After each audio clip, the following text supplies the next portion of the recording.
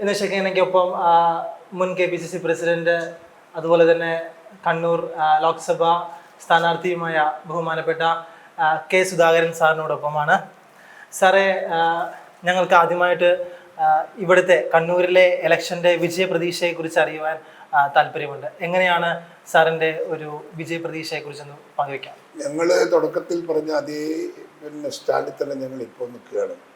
ഞങ്ങൾക്കിവിടെ നല്ല മഹാഭൂരിപക്ഷമുണ്ട്, നല്ല ഭൂരിപക്ഷത്തിൽ വിജയിക്കും. ഞങ്ങൾ ആദ്യം പറഞ്ഞു കേരളത്തിൽ നമ്മൾ ഔട്ട് ഓഫ് 2020 അതിൻ്റെ അകത്ത് തന്നെ VR സ്റ്റെക്കാണ്. 20 സീറ്റ് നമുക്ക് കിട്ടും, നല്ല ഭൂരിപക്ഷത്തിൽ ജയിക്കുകയും ചെയ്യും. അപ്പോൾ ഇന്നലത്തെ റിപ്പോർട്ടും കൂടെ നമുക്ക് കിട്ടുമ്പോൾ കൂടുതൽ കോൺഫിഡൻസ് ആണ്. അതുപോലെ തന്നെ കഴിഞ്ഞ ദിവസത്തെ മാധ്യമങ്ങളിലെ EP ജയരാജനെതിരെ ഒരു പ്രസ്താവന ഇറക്കുകയുണ്ടായി. അദ്ദേഹം BJP-യിലേക്ക് പോകുവാൻ ആദ്യം തയ്യാറായിരിക്കുകയായിരുന്നു എന്ന് സാറിൻ്റെ ഒരു പ്രസ്താവന അങ്ങനെ ഉണ്ടായിരുന്നു. പക്ഷേ ഇന്ന് EP ജയരാജൻ സാറിൻ്റെ ഭാഗത്തു നിന്നൊരു പ്രസ്താവന ഇങ്ങനെ ഉണ്ടായി, സാറിനെതിരെ കേസ് കൊടുക്കുമെന്ന് ആ പ്രസ്താവനയ്ക്കെതിരെ. അപ്പോൾ അതിനെ എങ്ങനെ നോക്കിക്കാണും? കടൽ എത്രയോ കടന്ന് എനിക്കൊരു കൈത്തോടൊരു വിഷയമൊന്നുമില്ല. ഞാൻ പ്രീ ഡിഗ്രിക്ക് പഠിക്കുന്ന കാലം മുതൽ കോടതി കേസും കൊണ്ട് നടക്കുന്ന ഒരാളാണ് ഞാൻ. മനസ്സിലായില്ലേ? അപ്പം ഞാൻ കടലല്ല, കടലിൻ്റെ അപ്പുറത്തെ കടലിൽ കടന്ന് നിൽക്കുന്ന ഒരുത്തരാണ്. എൻ്റെ അടുക്ക് കൊണ്ടുവന്നിട്ട് ഇത് കാണിച്ച് ഭീഷണിപ്പെടുത്തൊന്നും വേണ്ട, അല്ലെങ്കിൽ ഞാൻ പേടിക്കുന്നൊന്നുമല്ല. ഞാൻ പറഞ്ഞിടത്ത് സ്റ്റിക്ക് ഔട്ട് ചെയ്ത് നിൽക്കുന്നു. അത് ഭാഗികമായി അയാൾ അംഗീകരിച്ചല്ലോ. ഞാൻ പറഞ്ഞത് ഭാഗികമായി അയാൾ അംഗീകരിച്ചില്ലേ? അപ്പം സംസാരിച്ചു എന്നൊക്കെ അയാൾ തന്നെ പറഞ്ഞില്ലേ? അവർ വന്നു, സംസാരിച്ചു. പിന്നെ അവരോട് സംസാരിച്ച് നിന്ന കച്ചവട, പൊട്ടിക്കച്ചവട അല്ലല്ലോ, രാഷ്ട്രീയമല്ലേ സംസാരിച്ചിട്ടുണ്ടാവുക. അപ്പം സംസാരിക്കാൻ സമ്മതിക്കുന്നു ഒരു ഭാഗത്ത്, മറുഭാഗത്ത് ഇത് പറഞ്ഞാൽ അത് തമ്മിൽ എങ്ങനെയാണ് യോജിക്കുന്നു എന്നുള്ളതാണ് എൻ്റെ ക്വസ്റ്റ്യൻ. നാച്ചുറൽ ക്വസ്റ്റ്യൻ ഇല്ലേ അതിൻ്റെ അകത്ത്? നിങ്ങൾ പോയി ചോദിക്കണം.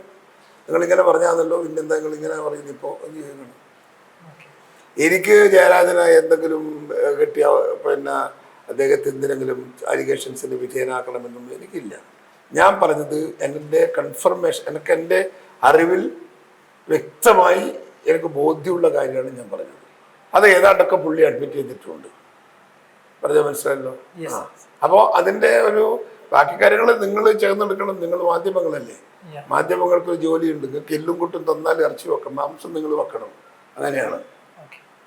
അപ്പോൾ നിങ്ങൾ ഇത് വെച്ചിട്ട് നിങ്ങളൊന്ന് അന്വേഷിക്കുക. അപ്പോൾ you will get some more evidence. ഞാൻ പറഞ്ഞ അത് തന്നെ ഇവരും പറഞ്ഞല്ലോ, മറ്റേ ശോഭാ സുരേന്ദ്രൻ, ആ പുള്ളി അവരും ഞാൻ ഇതേ പറഞ്ഞതിനാണ് അവരും പറഞ്ഞത്, സെയിം.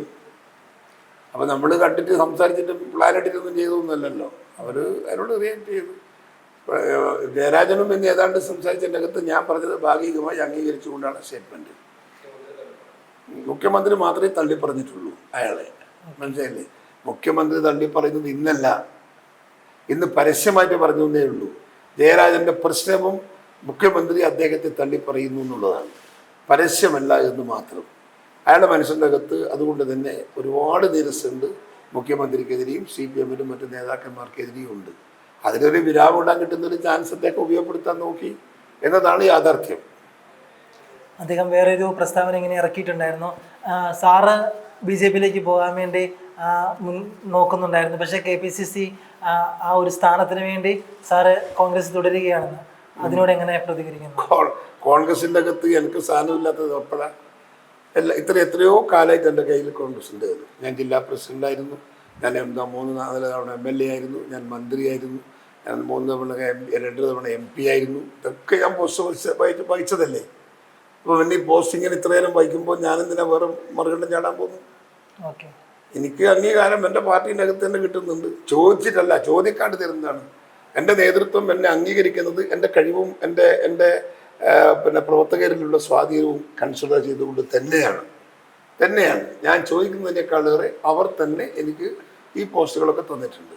അപ്പോൾ സ്വാഭാവികമായും എനിക്കതിന് നിരാശപ്പെടേണ്ട കാര്യമില്ല, എനിക്ക് പാർട്ടി വിടേണ്ട കാര്യമില്ല, പാർട്ടിയെ വിമർശിക്കേണ്ട കാര്യമില്ല. I am fully satisfied.